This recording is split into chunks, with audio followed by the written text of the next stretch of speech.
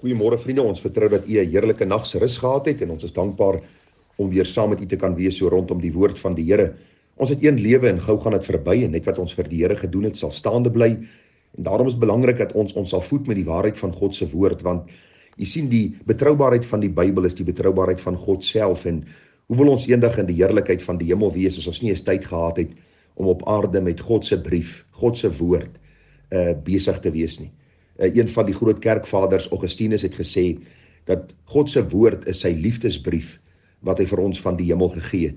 Daarin sien ons baie dinge waaruit ons kan leer hoe om te lewe en hoe ons lewens kan inrig om hom welbehaaglik te wees. Die grootste en belangrikste van alles is ons is sondaars, maar daar is vir ons 'n offer aan die kruis gebring, Jesus Christus. En deur sy soendood aan die kruis kan ons gered word en 'n lewe leef wat God welbehaaglik is. Nou vanmôre gaan ons aan met ons reeks boodskappe vanuit die boek Spreuke. Nou vriende, ons is besig met Spreuke 10, die 3de vers vanmôre. Daar staan: die Here laat die regverdige nie honger ly nie, maar die begeerlikheid van die goddelose stoot hy weg. Die Here laat die regverdige nie honger ly nie, maar die begeerlikheid van die goddelose stoot hy weg. Die vraag wat ek vir myself gevra het is, wat beteken hierdie vers? Want vriende, as ons die Bybel gaan bestudeer, dan sien ons baie duidelik dat selfs die apostels in die tyd van die Here Jesus en daarna honger gely het. Maar as u nou mooi onthou, sal u kan herinner daaraan dat ons toe ons die boek Spreuke begin het, vir u gesê het in die eerste plek, dis poësie, daar is bepaalde maniere waarop ons hierdie gedeeltes moet raak sien, en dan het ons ook nodig om wysheid van God af te vra, om vir die Here te vra: Here, help my om te sien wat u vir my in hierdie teks wil kom leer. En u sal onthou, ek het vir u gesê dat die boek Spreuke nie goddelike waarborge gee in elke situasie nie, maar eerder sterk beginsels neerlê as dit kom by die lewe, hoe om te lewe en dan ook hoe om dan sin te maak van dit wat in die lewe gebeur. So baie belangrik, hierdie is nie vaste beloftes wat vir ons deurgegee kan word, waar ons amper 'n cheque kan uitskryf en sê, dis wat God sê vir ons in Spreuke 10 vers 3 en daarom sal ek nooit in my lewe weer honger ly nie. Ek dink dis baie logies, dis voor die hand liggend. Ek dink enige iemand wat die Bybel lees en so 'n bietjie eerlik raak met die woord van die Here, weet dat daar sekere beloftes in die Here is wat ja en amen is, maar daar sekere sterk beginsels wat die Here vir ons deurgee, wat vir ons ook leer en lei in ons weg saam met die Here. Kom, ek gaan net vir u dit probeer verduidelik en dan sal u beter verstaan. Ons lees daar in Spreuke 10 vers 3, die Here laat die regverdige nie honger ly nie. Nou sien die apostel Paulus in 1 Korintiërs 4 vers 11, en ek lees vir u wat staan daar. Paulus is self aan die woord en hy sê: tot op hierdie uur ly ons honger en dors, is ons naak en word geslaan en swerwe ons rond.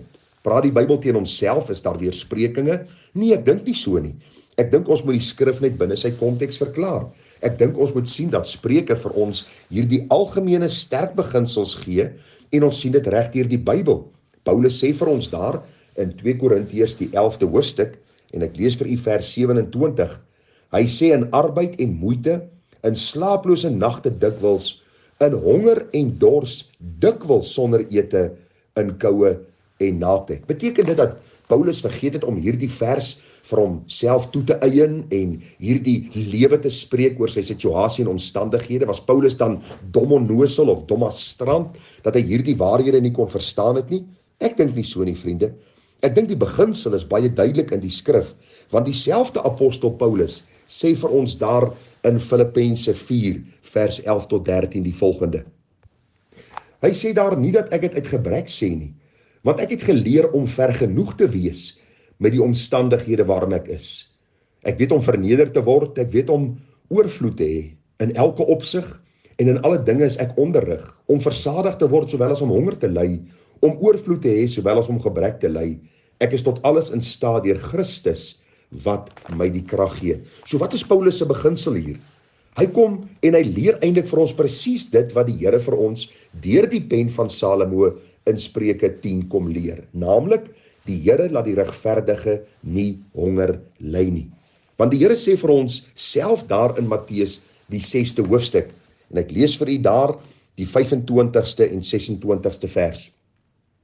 Daarom sê ek vir julle, moenie julle kwel oor julle lewe, wat julle sal eet of wat julle sal drink nie, of oor julle liggaam wat julle sal aantrek nie.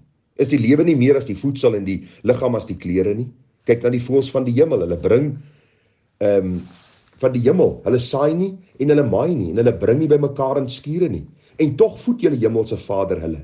Is julle nie baie meer werd as die voëls nie? Nou sê die Bybel vir ons, daarom moet julle nie kwel en sê, wat sal ons eet, of wat sal ons drink, of wat sal ons aantrek nie. Want na al hierdie dinge soek die heidene, want julle hemelse Vader weet dat julle hierdie dinge nodig het. So Salomo kom sê dit wat Paulus sê, wat Jesus self sê, dat die Here weet om vir ons te sorg. Vriende, miskien is u vanmôre deel van hulle wat inluister en jy is miskien vanmôre 30 of 40 of 60 of 80 jaar en jy kyk terug oor jou lewe en jy sê, geloof sy die naam van die Here, dag na dag het hy my gedra. Daar was tye wat ek min gehad het, maar ek dank God, daar was nog nooit 'n tyd wat ek niks gehad het nie. As sy kind sorg hy vir my. En ons kyk baie keer na baie van die wêreldlinge en ons kyk baie keer na mense wat bedel aan die straat en mense wat eintlik hulle sondige praktyke probeer subsidieer deur simpatie van ander mense uit te lok. En daardeur sê ek nie dat daar mense is wat regtig sukkel nie. Maar vriende, luister. God se kinders kan altyd na God gaan om vir hom te vra, Here, versorg my. En daarom is ons deel van 'n gemeente en binne 'n gemeente is daar altyd die versorging van die weduwee en die wees en kinders van die Here wat swaar kry. En dis die wyse waarop die Here sorg. Dink u die Here sal vir die lelies van die veld sorg, dat hy vir die mossie sal sorg, maar nie vir sy kinders nie? Dis verregaand om so gedagte te probeer bedink. En daarom kom Paulus en hy bring hierdie beginsel by ons tuis, dit wat Salomo vir ons wil kom leer, naamlik dat die Here vir ons sal sorg. Daar is tye wat ons miskien swaarder kry as ander tye, maar ook daarin leer ons afhanklikheid van die Here. Ons verklaar ons afhanklikheid meer van hom en ons sê, Here, baie dankie dat ons weet dat u my nooit bo my kragte sal versoek nie, maar dat u vir my die uitkoms sal gee. Ek onthou in my lewe was daar tye wat ons baie swaar gehad het. My pa het op 'n stadium 'n geweldige besering opgedoen en vir 'n lang tyd geen inkomste gegenereer nie. Ek onthou in daardie tyd dat ons maar kare gehad het in die huis om te eet en hoe die Here gebly sorg en voorsien het.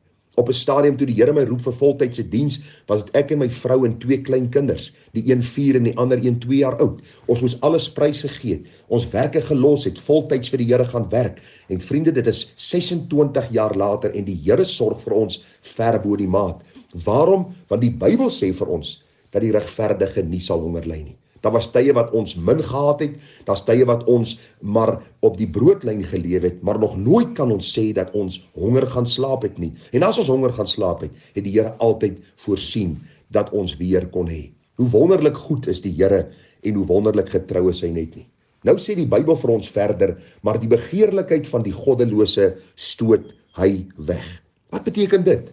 Vriende, eenvoudig dat die goddelose begeer en hy bly begeerig en sy begeerigheid na meer is amper sonder einde en hy kry nooit bevrediging daarvoor nie. Want wanneer hy die volgende ding gekry het, soek hy weer iets anderste. Daar is nooit 'n punt van bevrediging waar die goddelose kan sê, ek het gekry wat ek graag wil hê nie. Hy bly begeerig en hierdie sondige begeerte stoot die Here van hom weg. Dis asof hierdie man nooit vrede in sy siel kry nie. Hy soek altyd, die begeerlikheid groei altyd en die Bybel sê dat die Here skuif die goddelose van hom weg. Waarom? Want die goddelose kom nooit op 'n punt van dankbaarheid, van afhanklike gehoorsaamheid om te sê, Here, ek weet u sal vir my sorg en u sal voorsien sodat ek ook in die tydelike en die aardse behoeftes dan versorg is sodat ek nie broodsgebrek ly nie. Ag vriende, die wonderlikheid is dat ons ook kan sien hierdie sterk beginsels wat Salomo neerlê, kan ons toepas deur ook ander te help, om vir ander te gee. Maar as jy vanmôre in goddeloosheid begeerig bly en jou siel bly rusteloos, omdat jy nie rus in die Here gevind het nie, wil ek jou vra dat jy nou tot besinning sal kom. Die knie nou sal buig voor die Here en sal sê, Here, vir te lank soek ek die dinge van hierdie wêreld om vrede in my siel te bring, maar ek het u nog al die tyd gemis. Here, bring u rustigheid en vrede in my siel, vergifnis van my sonde en leer my om sterk op u te vertrou vir die daaglikse versorging, want u woord sê, die regverdige sal nie honger ly nie. En die tye waardeur u hom miskien deur beproewinge stuur, soos vir Paulus en vir ander kinders van die Here, sal u ook die uitkoms gee en vir ons leer om ver genoeg te wees met elke omstandigheid wat oor ons pad kom. Seën vir u vriende, vrede, en mag die Here vir u trek na sy deurboorde sy. Mag u sien dat hy 'n liefdevolle Vader is, 'n Vader wat omgee vir die kinders en vir ons sorg ver bo die maat. Mooi dag vir u verder, tada.